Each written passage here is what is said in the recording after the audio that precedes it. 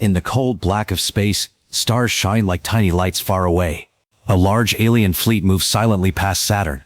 These were not friendly ships. They were warships, and they belonged to the Vorak. The Vorak were known across many galaxies. Wherever they went, they brought fear and destruction. Their ships were long, sharp, and dark, like knives flying through space. Thousands of them moved together, heading straight for Earth. Inside the lead ship, Arch Commander Kavor watched the screens. His skin was gray and rough, and his eyes glowed red. He did not smile. He never smiled. He looked at the small blue dot in the distance. It was Earth. "Prepare all units," he said. His voice was deep and cold. "We begin the process soon. Earth will be taken within days." The Vorak had done this many times. They would surround a planet, destroy its satellites, and then send in ground troops. They thought Earth would be the same. An easy target. A weak planet, but Earth was not sleeping. Far below, on Earth, in a cold station in Alaska, radar technician Lucy Grant was drinking her fourth cup of coffee. She had been watching the same screen for hours. Suddenly something blinked. "What?" she whispered. She adjusted the controls. The screen showed many objects, all moving the same way. She picked up the phone and called command. Within minutes, alarm lights blinked in space stations and military bases all over the world. The United Space Defense Station, called Valor, floated above the planet. Commander Aaron Blake stood in the control room, looking at the reports. "How many ships?" he asked. "Too many to count, sir," said Lieutenant Robbins. "Thousands, maybe more." Commander Blake stayed calm. He had trained for this. The men and women around him trusted him. He walked over to a panel and pressed a button. "This is Commander Blake," he said. "We have contact. Repeat, alien fleet incoming. Full planetary alert. All forces to standby." Across Earth, pilots ran to their jets, submarines moved into position, and satellites turned to face the sky. People did not panic. Not this time, but something strange happened. After the first alert, all public signals stopped. News stations went quiet. Internet and phone services were shut down. Earth went dark. The Vorak noticed this. They had watched other planets scream and beg when the fleet arrived. But Earth said nothing. Commander Kavor frowned. "They hide in silence," he said. "They know they are lost." But he was wrong. In a hidden base deep under the Rocky Mountains, Admiral Dana Holt stood in a dark room, watching the same screen. She said nothing. Around her, engineers, scientists, and officers worked quietly. They did not prepare weapons to fire. They only waited. Back in space, the Vorak fleet moved closer. Their ships were ready. Fighters waited in launch tubes. Cannons pointed toward Earth. Kavor stood tall. "They will give us no fight," he said. "So be it. We take their world without a battle." But Earth was watching. Earth was ready. And Earth was not planning a fight. It was planning something else. Commander Blake looked out of a window in the Valor. He could see tiny lights in the distance. "The Vorak fleet. So it begins," he whispered. Far away, inside a small science station on the moon, Dr. Nora Lane watched the alien ships. She was quiet. She had worked for 10 years on a project nobody knew about. Her hands rested on a small black console. "They think this is a battle," she said to herself. "They don't know it's already over." In the quiet of space, the alien fleet moved forward. Thousands of warships, moving toward Earth like a dark wave. But Earth did not launch missiles. No fighters rose to meet them. No warnings came, just silence. The people of Earth waited, and the stars watched. The alien fleet moved slowly past the moon. The Vorak ships looked like dark shadows against the stars. Their engines made no sound, but their power could be felt by every scanner across Earth. The fleet kept coming. No one stopped them. Nothing blocked their way. Still, Earth said nothing. Arch Commander Kavor stood in the center of his command ship. He looked at the giant screen showing Earth. The blue and green planet looked calm. Too calm. "They do not fight. They do not send warnings," he said. "They must be scared." His officers agreed. The Vorak had seen many planets fall. Some screamed. Some begged. Some sent fleets of fighters. But Earth was different. On Earth, cities were quiet. People were told to stay indoors. Flights were stopped. Streets were empty. No one knew what was happening. There were no news reports. Phones did not work. The internet was off. It was like the world had paused. In a hidden control room under Washington, Admiral Dana Holt stood before a table with many screens. She looked tired but focused. Officers stood around her, waiting for her command. She raised her hand. "Shut down all public signals," she said. "Let them find nothing." "Yes, Admiral," replied her communications officer. Within minutes, the skies above Earth went quiet. The satellites stopped talking. The alien fleet received no data. They tried to scan cities, but something blocked them. They could not read power levels. They could not find targets. Kavor became angry. "They hide their defenses," he said. "It does not matter. We will scan the planet piece by piece. We will begin at sunrise." He sent drones forward. Small machines flew down toward Earth. They were fast and silent. They were made to search and destroy. The Vorak expected them to return with full maps and enemy positions, but the drones never came back. One by one, their signals went dark. No explosions, no damage reports, just nothing. As if they had never existed, Kavor stared at the screen.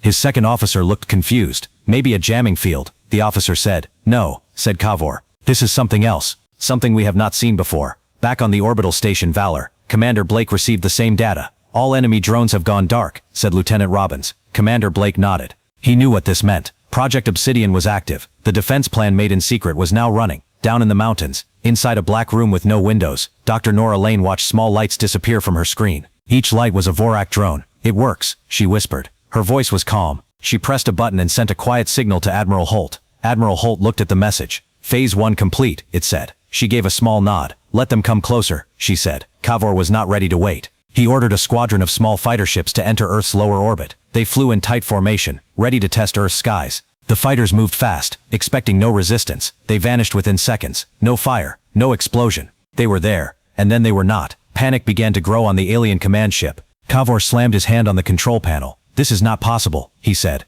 "Find out what they are doing. They have no ships in space. No ground defenses visible. What is this?" His officers had no answers. Earth was silent, but in its silence it was speaking louder than any planet had before. Commander Blake stood in front of the window again. The Vorak fleet was still far, but closer than before. He watched them with careful eyes. "They still don't understand," he said to himself. The Valor station stayed quiet. No weapons fired. No fighters launched. The humans were not trying to stop the fleet with old tools. They were waiting for something deeper to begin. Back on Earth, a small group of children in a shelter asked their teacher why the sky was so quiet. The teacher smiled gently and said, "Because our protectors are doing their job." In space, the Vorak flagship floated still. Kavor walked to the front window and looked at Earth with his own eyes. "They have done nothing," he whispered. "And yet we are losing." His heart beat faster. Then a single signal came from Earth. One voice, calm and clear. A man spoke. "This is not a war. This is your warning." Then silence again. The signal carried no threats, no demands, no fear, just one line. Kavor played it again, and again. "What do they mean?" his second officer asked. Kavor said nothing. He felt something deep inside, a fear he had never known. Earth was not afraid. Earth was waiting. The Vorak flagship floated in silence above Earth. Inside the command room, Arch Commander Kavor stared at the black screen.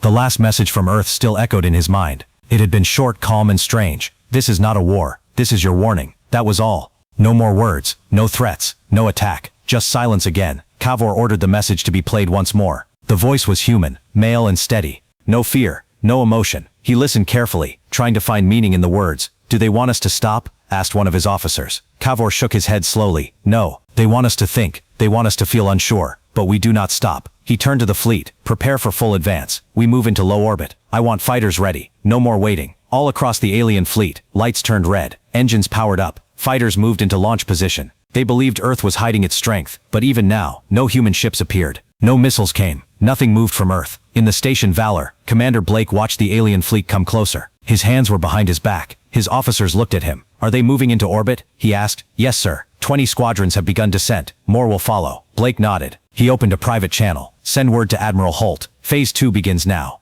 Down below, deep in the hidden command center under the mountains, Admiral Holt received the message. She did not look surprised. She turned to Dr. Nora Lane. "Are we ready?" Dr. Lane gave a short nod. "Yes, Admiral. The system is locked and watching. The first targets are marked. Just give the word." Admiral Holt looked at the big screen. The Vorak ships were like dark clouds in the sky. She pressed a small button. "Begin quietly. Let them feel safe a little longer." Back on the Vorak flagship, Kavor watched as his ships entered orbit. Earth stayed still. It made no move to fight. "Send more drones," he said. Again the small machines flew out. They moved over cities, oceans and mountains. They sent back images for a few seconds. Then, one by one, the signals went dark. Again, "Still no damage signs," said an officer. "No, just gone," Kavor said. He felt something new, something he did not understand. It was not anger. It was not pride. It was fear. The Vorak had never faced an enemy who did not fight back. They had never seen a world that stayed silent. This was not how war worked. But this was not a war. In a quiet room on the moon, Dr. Lane watched the screen. "Next wave ready," said her assistant. She looked at the small blinking dots that marked Vorak ships. She clicked on one. Erase.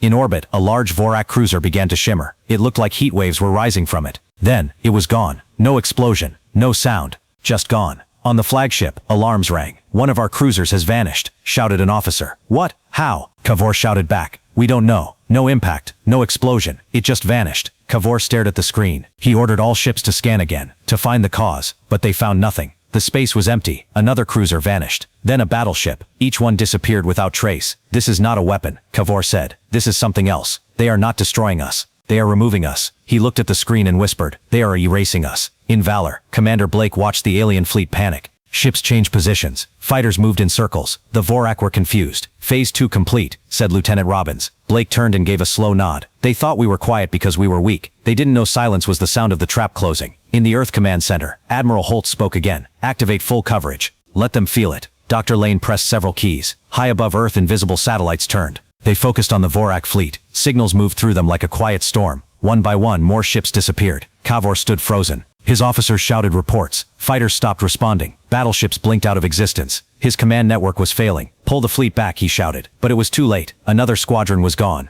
A full wave of ships vanished in a single second. Kavor looked at Earth. Still no lights. Still no missiles. Still no answer. Just that one voice repeating in his mind. This is not a war. This is your warning. He sat in his chair, eyes wide. We walked into something we don't understand, he said quietly. He had led fleets into battle for years. He had seen planets burn. He had never known fear like this, and Earth still said nothing. The Vorak fleet stopped moving. Their ships floated above Earth, quiet and still. Something was wrong. Ships were disappearing without warning. There were no explosions, no wreckage, just silence. Arch Commander Kavor stood in the middle of his command room. His red eyes looked tired. His officers moved quickly, trying to understand what was happening. Every screen showed the same thing. Missing ships. No answers. How many are gone? Kavor asked. 28 ships, Commander, said his second officer. All without damage, all without trace. We need answers, Kavor said. Start pulling the rest of the fleet back. Move us farther from Earth. This is not safe. The Vorak ships began to shift. Their engines powered up. But even as they moved, more ships vanished. Some were halfway through turning. Others just stopped existing. The space they had filled was now empty. It's like they are being erased, said one of the officers. That is not possible, Kavor said. But he was not sure anymore. On Earth, in the underground command center, Admiral Holt stood beside Dr. Nora Lane. The screens showed bright red dots blinking out, one by one. The system is stable, Dr. Lane said. They can't see it. They can't block it. They can't fight it. Good, Admiral Holt replied. Keep the pace steady. We want them to feel it. We want them to know this is not war. This is punishment. In the station Valor, Commander Blake read the latest reports. He looked at the map of the Vorak fleet. Holes were forming in their formation. Ships were missing. Their shape in space was falling apart. They are trying to run, said Lieutenant Robbins. Let them try, Blake said. Back in space, a Vorak destroyer-class ship named Vekor moved close to Earth. It had not received new orders. Its captain thought they could scan the planet and return quickly. The ship lowered into a closer orbit. Lights inside flashed red and blue. Sensors reached out. Then it was gone. No light, no sound, just silence. We lost the Vekor, said a technician on Kavor's ship. Kavor's hands tightened into fists. This is a message, he said. Earth is showing us what it can do. They are not attacking us. They are removing us one by one, like we are nothing. The other officers looked at him. Some were shaking.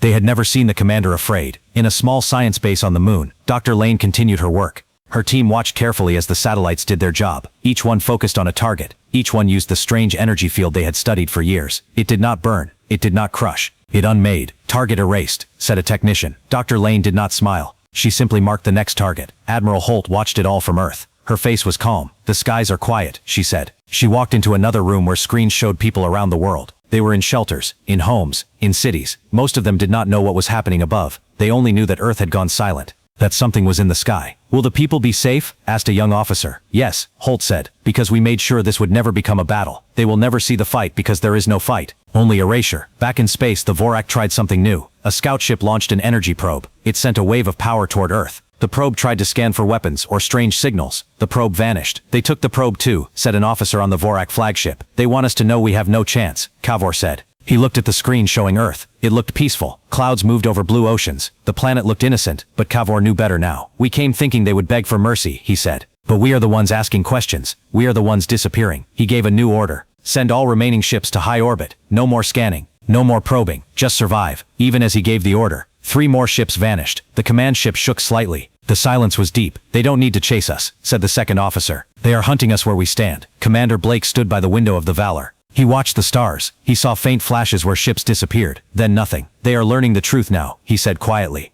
This is not a battlefield. This is a line they crossed, and now they pay. Lieutenant Robbins nodded. And we haven't even raised a weapon. We don't need to, Blake said. High above Earth, the stars still shined. But near the planet, silence ruled. One by one, the Vorak ships disappeared. No one spoke. No one moved. Only the Earth watched and waited. The stars above Earth looked the same, but something had changed. In the quiet sky, the Vorak fleet was falling apart. Not from bombs, not from lasers, but from something no one could see. One by one, the ships were vanishing. The alien commanders tried to stay calm, but panic grew with every passing minute. No matter what they did, the result was the same. A ship moved, scanned or simply hovered, and then it was gone. Arch Commander Kavor stood on the bridge of the Vorak flagship. His officers gave him reports, but none of them helped. The enemy was silent, and the damage was quiet. This is not war, Kavor said. This is something beyond war. He looked at the map. More than half of his fleet was gone. No trace. No warning. The flagship shook slightly. For a second the lights blinked. "Shield systems are flickering," said one officer. "Why?" Kavor asked. "Unknown, Commander.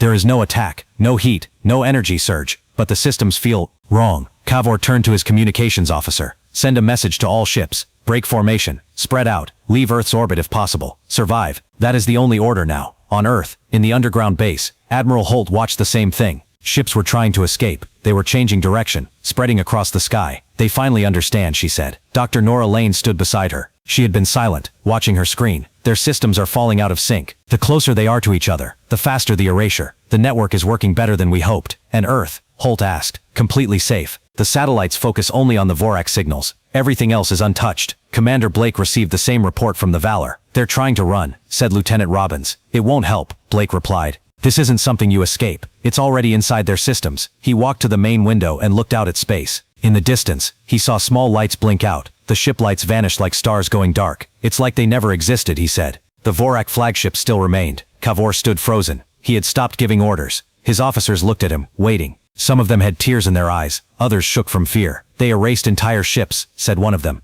"Our best destroyers, our fastest scouts, gone." "Not destroyed," Kavor said. "Gone. Like they were never built. This weapon, this system, it changes reality." The science officer stepped forward. "Commander, the signal is not like anything we've seen. It is not heat, not matter, not even energy. It touches something deeper. It reaches into the base of what a ship is, and just unthreads it." Kavor took a deep breath. "We have traveled far. We have taken planets. We believed we were the strongest in the stars. But Earth is different." Back in the moon base, Dr. Lane gave a signal. The next phase of the network began. A new wave of satellites activated. They moved in perfect silence, focusing on the largest ships left. One of them was a Vorak dreadnought. A monster of a ship. It had weapons that could melt a moon. It carried thousands of troops. Its shields had survived star battles, but it was no match for what was now happening. The dreadnought shimmered. Its lights flickered. Then the hull twisted slightly, and then it vanished. On the flagship someone screamed, "The dreadnought is gone." Kavor stood very still. He looked at the stars. He could feel his chest tighten. "We never stood a chance," he said quietly. "Not against this." In Valor,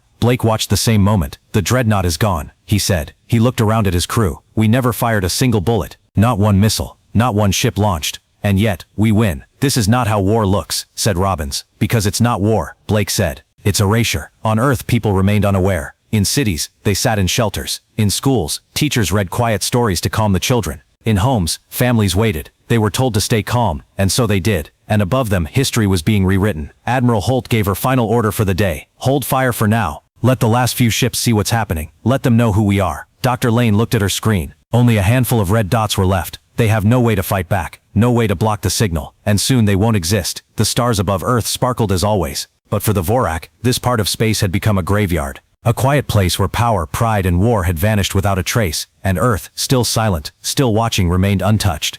10 years before the Vorak fleet came to Earth, the world had already started to change. People were still arguing about politics, power, and money. But deep inside government labs and secret bases, a few people were thinking about something else. They were thinking about survival. Dr. Nora Lane was a young scientist back then. She worked in a small lab under the Rocky Mountains. Her job was to study signals from deep space.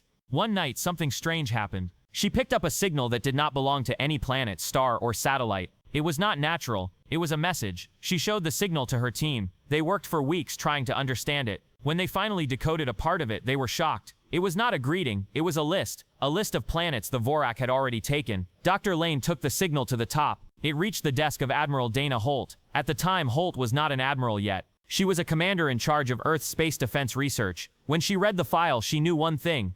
Earth would be next. "We don't have much time," Holt said. "And we can't fight them the way we fight wars now." They needed something different, something new. That's when Project Obsidian began. It was top secret. Not even world leaders knew all the details. Only a small group of scientists, engineers, and military officers were allowed to work on it. Project Obsidian was not about building stronger missiles or bigger ships. It was about building something that would stop an enemy before a fight could begin. Dr. Lane called it a defensive reality. She explained her idea like this: "If they come to destroy us, we don't meet them with force. We make it so they were never here. We erase the problem before it begins." It sounded impossible, but with help from old alien tech found in past years and new human ideas, they started building it. At first they failed many times. The systems would overheat, the signals were unstable, the satellites broke apart, but they kept trying, and slowly it began to work. The energy used was not like normal weapons. It worked on quantum fields. It could change the smallest parts of matter. It could find and erase specific targets without touching anything else. They built the first satellite in orbit above the dark side of the moon.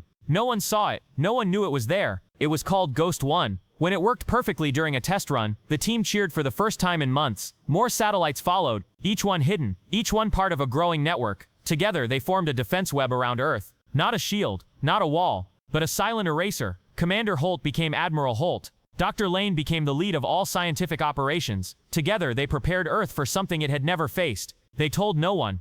Not because they didn't trust people, but because fear would only cause chaos. If we speak too soon, the world will panic, Holt said. We tell them when it's over, not before. Over the years, the system was tested again and again. Not on people, not on cities, but on fake targets launched into orbit. Each time, the results were better, faster, cleaner. The satellites could now choose their targets in seconds. Admiral Holt had one rule: only use it if there is no other choice. This is not a tool for war. It is a wall between peace and destruction. Back in the present, that wall was now active. The Vorak had come thinking Earth was weak. They had found silence instead of resistance. And that silence was more powerful than any army. Dr. Lane stood in her lab, watching the satellites move in perfect order. Each one did its job. Each one followed the plan they made long ago. They don't know what hit them, one of her team members said. That's the point, Lane replied. If they understood it, they might try to stop it. But now it's too late. Admiral Holt watched a live feed from space. The few remaining Vorak ships were drifting. Their signals were weak. Their formation was broken. They were running, but they had nowhere to go. We gave them a chance, she said. That last message was our warning. They didn't listen. Commander Blake sent a report from the Valor. We are holding position. No engagement needed.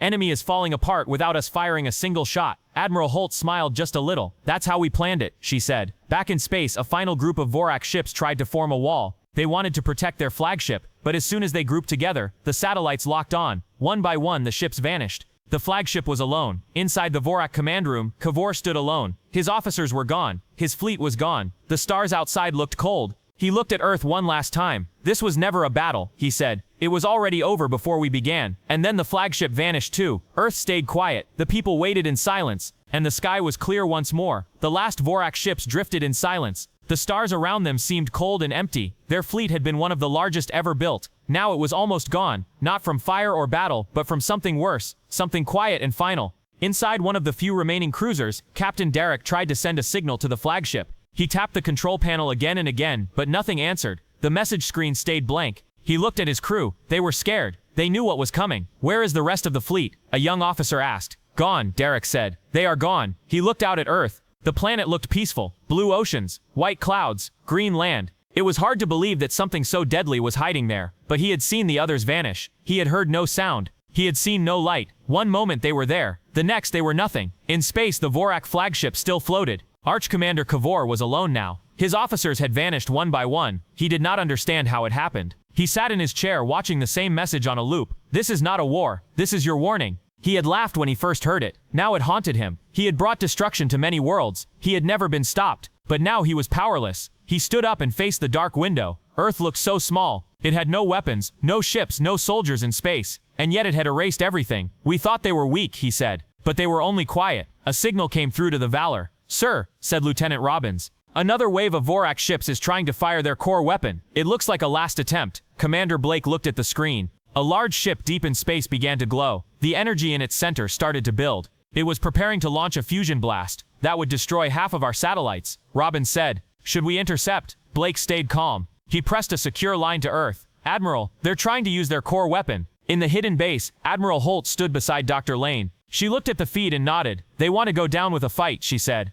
But they won't get the chance. Dr. Lane touched her keyboard. Erasure sequence locked. Targeting ship ID number 9803. Activating now. In space, the Vorak ship continued to glow. Then, in less than a second, it disappeared. The light was gone. The weapon was gone. There was nothing left. On the Valor, the crew watched in silence. Was that the weapon ship? Robbins asked. Yes, Blake said. That was their final move and now it's finished. He walked to the large window and looked at the stars. He could see Earth below, beautiful and calm. No survivors, he said softly. No revenge, no victory speeches, just silence. The few Vorak ships still left in orbit began to flee. They turned their engines and tried to escape Earth's space. Some of them vanished before they could even turn. Others got a little farther. But the satellites followed them. One by one, they were erased. In her lab, Dr. Lane watched the final phase complete. The last dots on her screen blinked out. It is done, she said. There are no more targets. Admiral Holt nodded. Good. Stand down the network. Let it rest. The team slowly shut down the satellite system. The skies above Earth became empty again. The silence returned. But this time, it was not the silence of fear. It was the silence of peace. On the ground, people came out of their homes and shelters. They looked up at the sky. Some of them had seen flashes. Others had seen nothing at all. But everyone knew something big had just happened. In one city, a little boy asked his mother, "Is it over?" She smiled and hugged him. "Yes, it's over. You're safe now." Commander Blake sent a full report to Earth. No enemy activity remains. Network successful. No losses on our side. Not a single human life was taken. The report reached the world leaders. Many of them sat in silence after reading it. Some cried. Others could not believe what they were seeing. Admiral Holt sent out a single message to be shared worldwide. Humanity is safe. The threat is gone. We thank all those who stayed strong. There will be time for questions. For now, enjoy the sky. The sky above Earth was clear. The stars were bright. There were no ships, no weapons, no battles, just space. In a school, a teacher pointed at the stars and said, "That light has traveled for 1,000,000 years to reach us. And tonight, it's shining for a world that just saved itself." The children looked up and smiled. They didn't fully understand, but they knew the danger had passed. No one saw the final Vorak datapod, lost in deep space. It floated alone with a broken signal. Inside there was a single message: "Do not go to Earth. There are no survivors." The sky above Earth was calm. Stars twinkled as if nothing had happened. The clouds moved slowly across the blue sky. On the surface, people were returning to their normal lives. But they all knew the truth. Something had changed. Earth had changed. News spread slowly. Most people only heard a few words at first. The danger was over. The sky was safe. We won. But few people really understood what had happened above their heads. In the hidden command base, Admiral Dana Holt stood before a large screen. Behind her were the scientists and officers who had worked day and night to protect the planet. Dr. Nora Lane stood beside her, holding a tablet with the final reports. "The network is shut down," Dr. Lane said. "Satellites are back in sleep mode. Earth is safe again." Admiral Holt gave a small nod, and the people, calm, grateful, curious, they want to know what happened. They want to know who saved them. Holt turned to the screen. A blank message screen waited. It would soon carry Earth's voice into space. Not just for the Vorak, but for any other race watching. It was time for Earth to speak back. "Prepare the broadcast," Holt said. In orbit, the station Valor floated in silence. Commander Aaron Blake received the transmission order. He stood in the control room and looked at his crew. "We've done something no one ever imagined," he said. "We stopped a war before it started. We ended a threat without firing a single shot." He looked at the communication officer. "Begin signal to deep space. Patch in Admiral Holt." All around the solar system, Earth's satellites aligned. The signal was ready. Across the stars, listening devices from other planets and species might hear what was about to be said. Admiral Holt stood tall. She looked into the camera. Her voice was calm and clear. "This message is for all who can hear it. We are the people of Earth. Not long ago, a fleet came to take our planet. They came with power. They came without warning. They thought we would beg. They thought we would fall." She paused. "But Earth does not beg. Earth does not fall. We did not fight them. We did not chase them. We erased them. This is not a threat. This is a fact. We do not wish for war, but we will not be taken." She looked around at the others in the room. "If you come with peace, we will meet you with peace. If you come with war, you will never return. Earth is not prey. Earth is not weak. Earth is ready." She ended the message and gave a signal to send it. The deep space signal left the solar system. It would travel far. It might take years to reach some places, but it would be heard. On the Valor, Commander Blake looked out the window at the stars. "Do you think they'll believe us?" Robbins asked. "They will when they stop hearing from the Vorak," Blake said. Dr. Lane walked outside the base that night.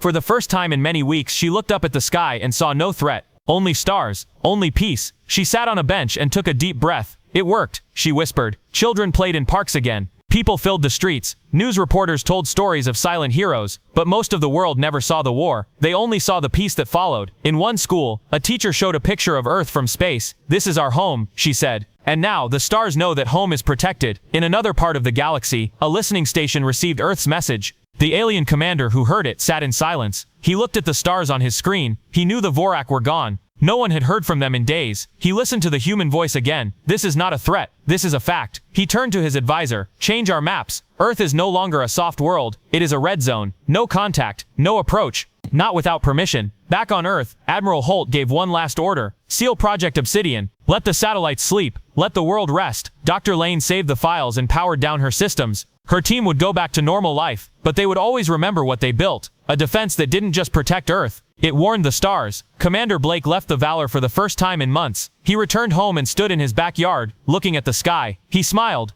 "We didn't just survive," he said. "We sent a message, and now the universe will remember us." The night sky above Earth stayed quiet, peaceful. The stars blinked gently. Somewhere out there, other eyes watched. But they watched with care now, with respect. With fear, because Earth had spoken and the stars had listened,